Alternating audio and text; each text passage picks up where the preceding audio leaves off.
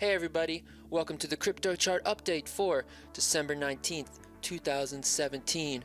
Today we're going to discuss which cryptos make the best stocking stuffers. That's right, should you buy your mother a nice Ripple for Christmas, or perhaps your family would enjoy a present full of Zcash. Who knows? But maybe a basket full of diversified cryptos is your best way to go. But don't hodl those presents under the tree, because then no one gets to enjoy them. Enough crypto jokes, guys. Honestly, today we're going to talk about, should we be taking profits going into the end of the year? And what's the plan going into the final days of 2017? Will anything change? Are things going to crash, or are they going to continue going up? Well, first, my name is Tim, and I'm a retail investor and journalist, and you can find my blog at tradingview.com under the name Berlin Trader 591. That's where you can find all my trading ideas, all my stops and my targets, and the patterns that I analyze using technical analysis. You can really get a good breakdown of all the ways to analyze price and hopefully make better trades as you do it. Please sign up to tradingview.com, guys. It's free. They have great charts. If you want to become a pro member or a paid member, then you do get some cool features, especially if you're going to be an active trader. I can highly recommend those charts. They have all the cryptocurrencies as well as regular stock markets and futures.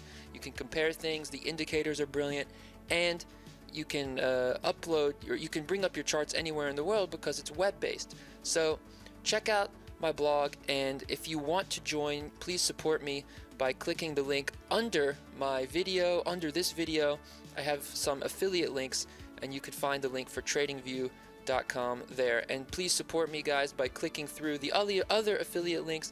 These are all products I actually use or can recommend, like Trezor wallets, or if it's your first time then buying crypto, then sure, try Coinbase. I have a link there as well if you want to join Coinbase and buy your first Bitcoin.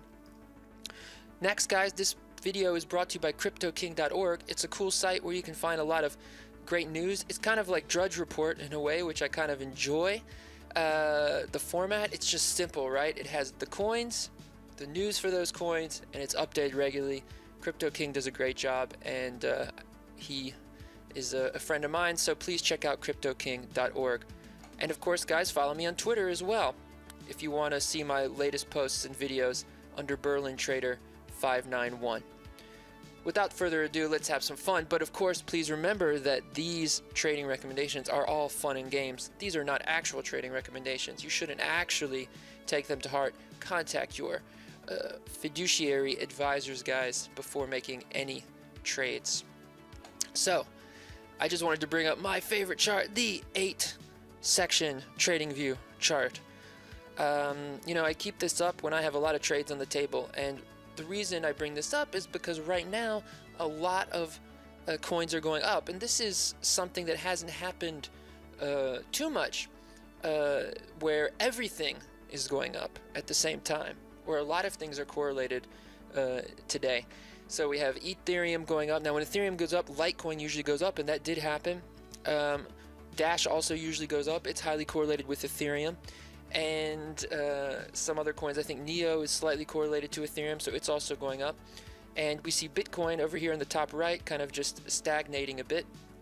So usually when Bitcoin is stagnating, we either see Ethereum going up and the bigger coins, or we see the altcoins going up. But right now we see kind of a combination, right? ICN was going up, PIVX is going up, so a lot of things going up, really.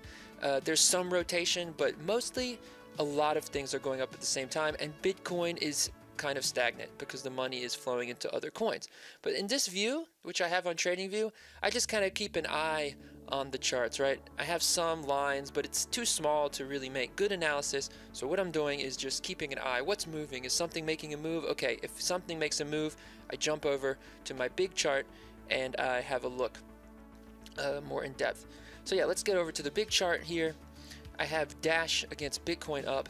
I thought this was interesting just to show you that, Dash against the dollar is really kicking up dust and just moving to all-time highs. I mean, look at this. Against the dollar, Dash is just going to the moon. I mean, it's left that channel. We had this channel here from March, and you know, I took profits around here. I thought, hey, we're gonna fall back down and head back down to that bottom channel, but we broke out of that channel, guys, and now we're going parabolic, as you do with cryptos, as you do. So we're breaking out of that channel. That channel now becomes support. We can expect a breakout, maybe a pullback, but the way things are looking, we might see a nice run before we see any kind of pullback, and then another run. And there's similar patterns in Litecoin and PivX breaking out of these long-term channels to the upside, which is pretty incredible. On a logarithmic chart, to break out of those top channels is quite a feat, but that's what we're doing on a lot of these charts, and that's a good sign. It may be a bubble, but that's a healthy bullish sign for price, which is what we care about. Is it healthy for cryptos? In the end, I hope so. I hope it means more people are aware and learning about this stuff, but you know, it means there could be a bigger crash at some point, but right now it's healthy for price because price is going up. Let's go back to that Dash Bitcoin chart, and what I always do is I compare the dollar chart like this one to the Bitcoin chart, because the Bitcoin chart gives us maybe a better hint of where that dollar rally might end, because there's no resistance level, there's no real way to see where that rally might end. But in the Bitcoin chart, we see we are still in this channel since March, right? We've literally gone back and forth relative to Bitcoin. Priced in Bitcoin, Dash has been in a channel, and we have this kind of midpoint resistance support level that it interacts with, and if we're below that, we can be bearish. If we're above that, we can be bullish. And right now we are kind of testing that level. So if we can break out of this 50% midpoint line within the channel, then I think on the dollar chart we will also see an extended run. However, if we do pull back here in the Bitcoin chart, we might see a pause in the dollar chart. We might see a pullback in the dollar chart. However, based on this channel, I think at some point we will break out and head to the top part of that channel. Now that could be from Bitcoin crashing, could also be from outperformance from Dash, right? Because it's only a measure of the performance of Dash against Bitcoin. So that remains to be seen, but we can just kind of see, okay, right now Dash is at a crucial point, and if it breaks out of this 50% range of the channel, then we probably will see a even bigger run in the dollar chart. Okay, so that's how you use intermarket analysis. Another question I have, guys, is about hodling. You know, let's see, can I use a text tool here and write the word hodl? Or no? No, not really. Okay, so yeah, hodling. Hodling means holding, right? Hodling means holding in Bitcoin speak. If you didn't know that, there's like a joke on a Reddit forum where some drunk guy misspelled hold and wrote hodl, and it's a cool term. I like it because hodl basically means, you know, people think it's going to go to 1 billion and they're going to hold it until it reaches a significant amount. Or people, why do people hodl, right? Why do people hodl? Right, people think, oh, it's going to go to 1 million, I'm going to make a lot of money, so I'm going to hodl it until then. Some people believe in the technology, they don't care about speculation. Maybe they're already rich, or maybe they just like the technology. So they will hodl their coins because they think in the future this will be a worthwhile thing to have. I need to have some ripples and some Dash and some Bitcoin in the future. You know, I'm a believer. This stuff is real, so I'm going to hodl it until the day comes when I can use it, right? So yeah, you hodl it. Why? Because in the future you want to sell it for money, or you want to use it for a functional reason, right? Now, what are the disadvantages of hodling? Well, the disadvantages are you have to go through periods of volatility, right? So if you like to look at the charts every day, you'll notice that these currencies, and Bitcoin is like the most stable one, and it still goes through incredible periods of volatility, crashing 10%, 20% in a day. You know, 50% is not out of the question, right? Maybe a 75% drop someday, who knows? But these things could drop.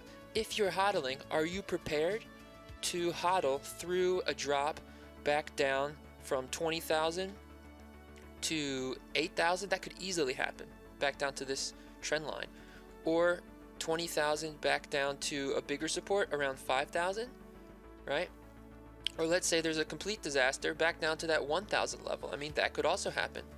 Are you prepared to hodl through that?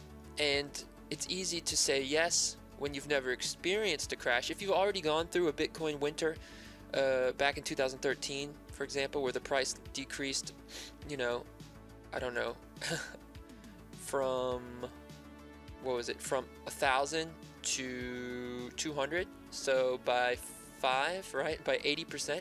If you're ready for an 80% crash, so that would be down to, let's say, 4,000, right? If you're ready to hold through a crash from 20,000 to 8,000 and for a few years, well, then maybe you're ready to hodl, okay?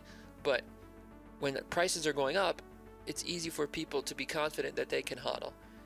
But you just have to know that in those crashes, your human spirit will come out. Your animal drives will appear. And that's when you really test your mettle, who you really are in terms of a trader or investor, right? Good investors are made by people who don't have emotions, like good poker players. So if you are hodling, just know that the price will crash and correct at some point, and you have to hodl through that as well. Do not sell at the bottom, because that's where the buyers will come in and rip your face off.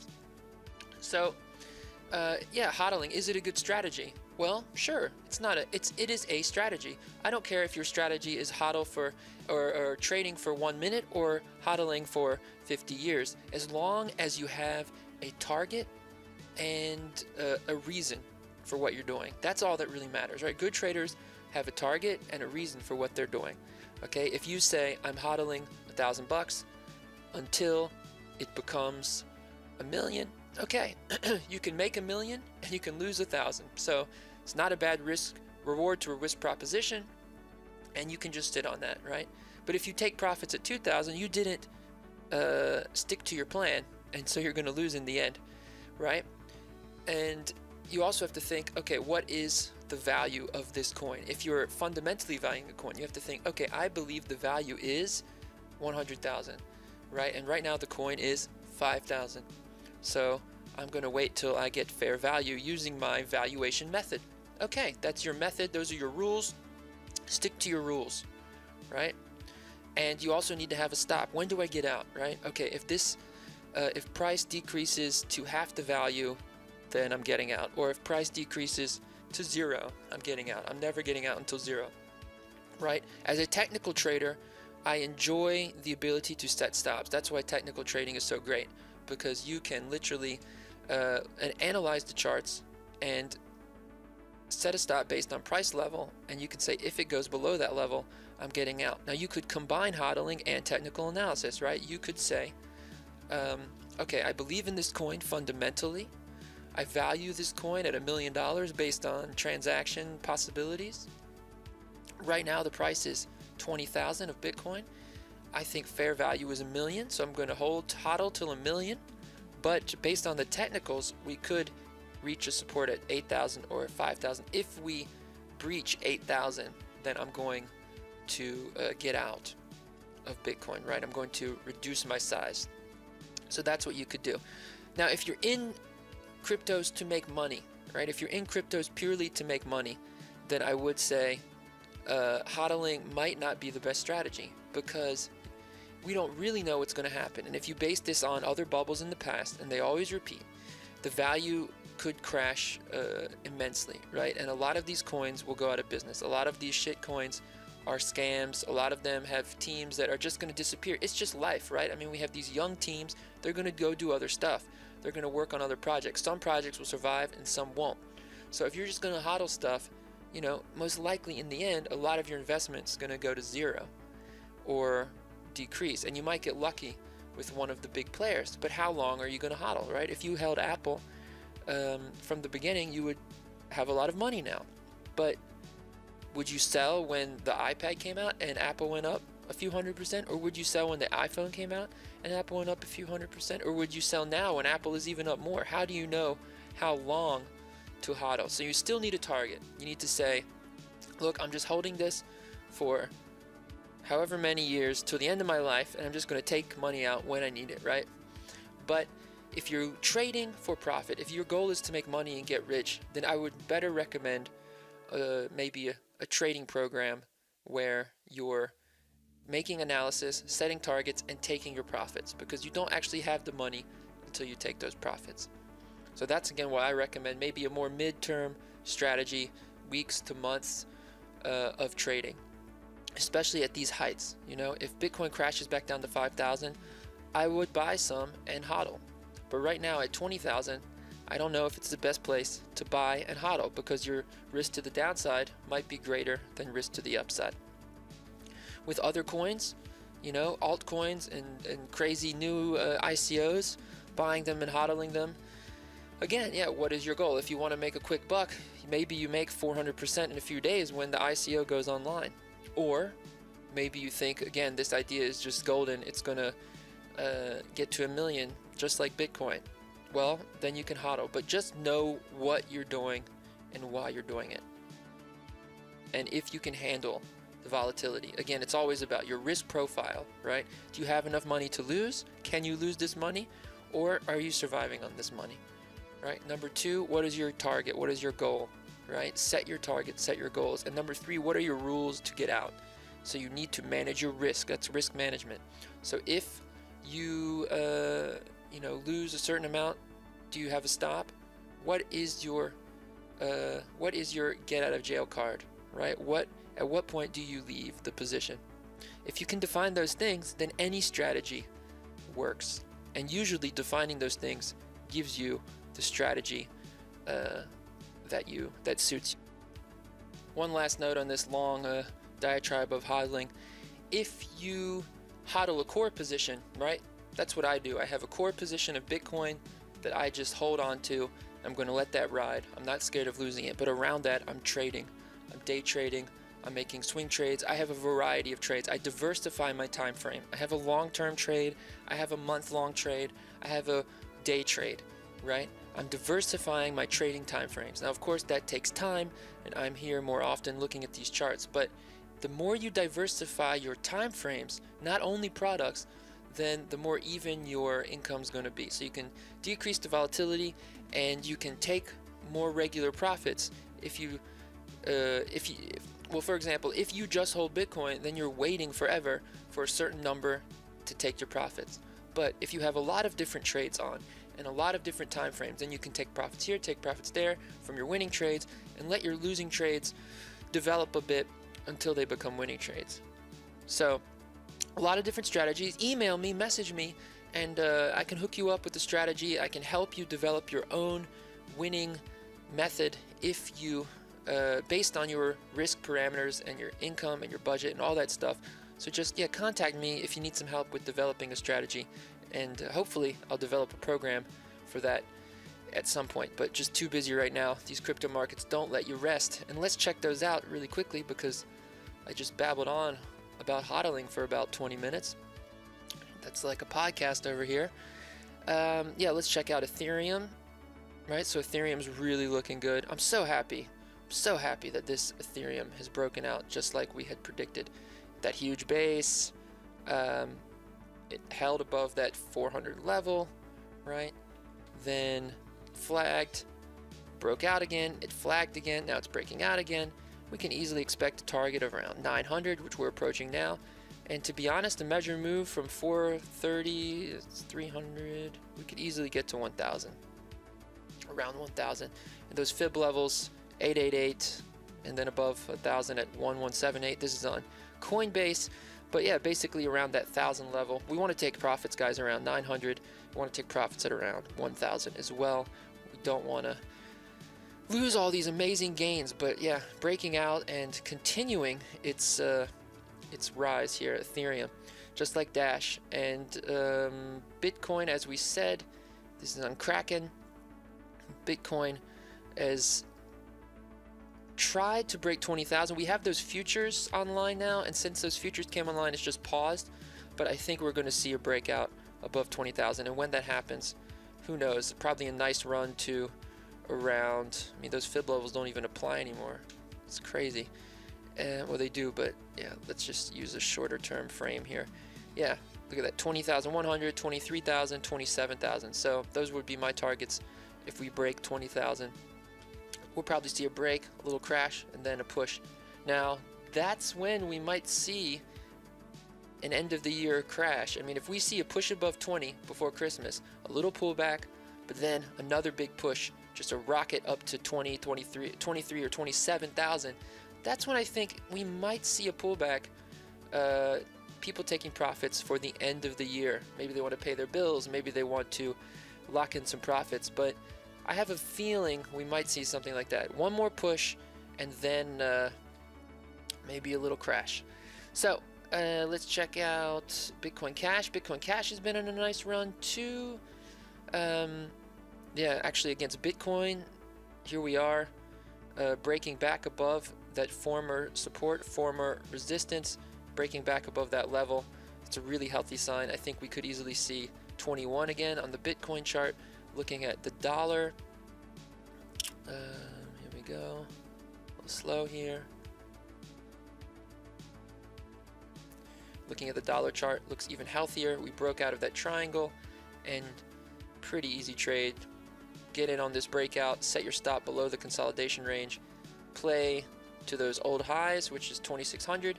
If we consolidate under here, then we could easily see another run to 3,600.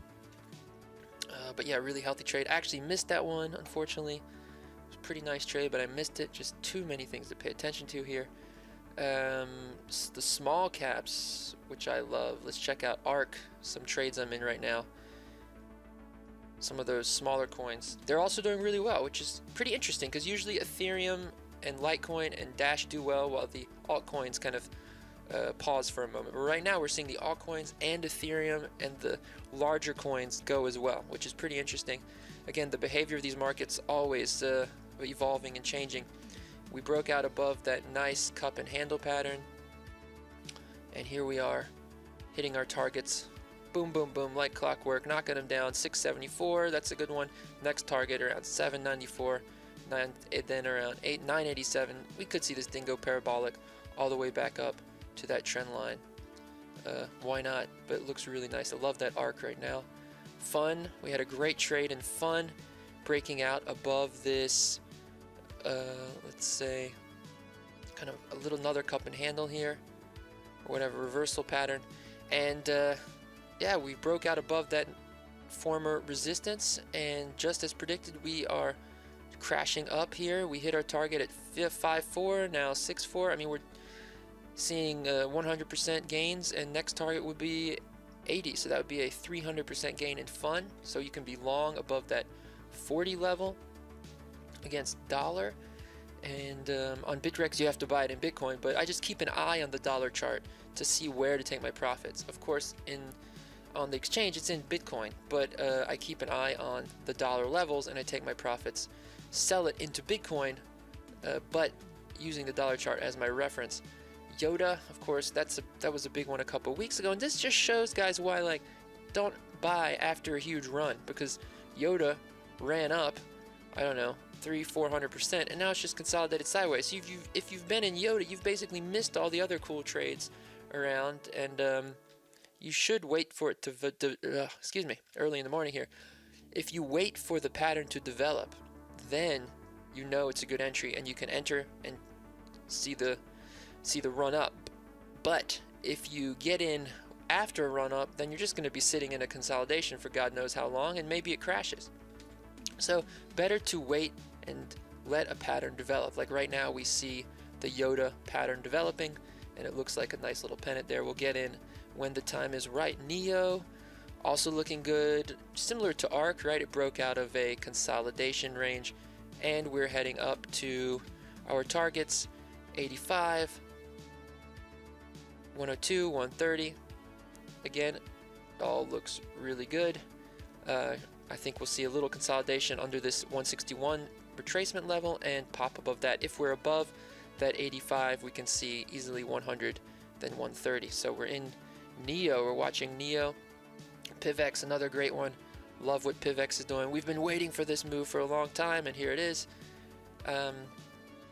Again, just like Dash, right? It's kind of been in that channel for a while, but now I gave it an option, right? I wrote, okay, it could crash back down into that channel, or it could break out. So far, we've broken out and we've held, the daily candle held above that breakout level.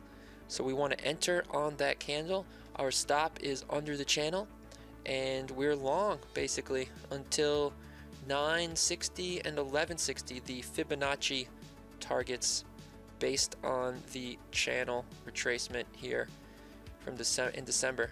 So right now we're at around 8, but we can easily expect 961, which would be a 20% increase, 25%, and then 1161, which would be like a 50% increase or whatever. So pretty nice gains coming in PivX if all goes well. And okay, we'll stop there with the altcoins. Those are some nice ones.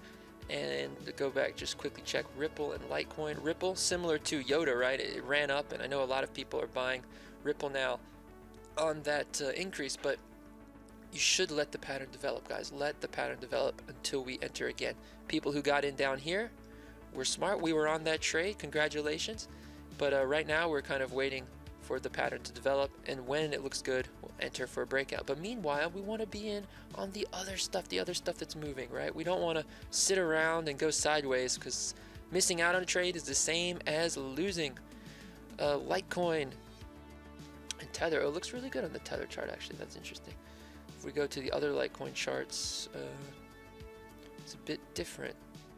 So here's a great example where the charts look different. I stick with Coinbase just because it's more liquid in Litecoin, but it looks healthy. We broke out above that trend line, just like in Dash, just like in PivX. We broke out strong, we pulled back, successful retest. Now we're going up again. Probably we'll see another little pullback and like that, and that's where we get our consolidation range and we see a breakout. But we're not really going to enter on the first test of those highs. We have the highs, now we tested them again. People are taking profits. Again, we want to see a nice pattern develop. We want to get in more at the end of that pattern, because if we get in now, we might just end up going sideways a lot, right? Unless you're more longer term, right? If you're hodling, you might say, okay, this is a great place to enter because we broke out above that trend line. So a longer term trade, you know, a couple of months or a year might be like this, up to 5,000. So you can hodl that and set your stop below this channel, right? You say, okay, if it's below 250 or 300, I'm out. But if it's above 300, I'm just going to hodl all day long, right? Then you have to ask, are you going to take profits at every 1,000, for example? Are you going to take profits and reinvest them in other coins? That's something you have to decide. Because if you don't know what you're going to do when you're hodling, then you're also going to be lost at some point. Because if you're just hodling until you die, then that's also a target. And you don't really have to think about that. So just hodl until you die. That's my new philosophy. Hodl until you die. Alright guys, well, I'm going to leave it there for today. I hope you enjoyed my spiel on hodling. If you have any questions, write me, let me know your chart requests, any questions about technical analysis or about trades. Always happy to answer. And please donate to the wallets in the links below my videos, or sign up using those affiliate links. It really helps me just a little bit to justify these videos and all the work I'm doing here. Really appreciate it, guys. All the best, and see you again tomorrow. Peace.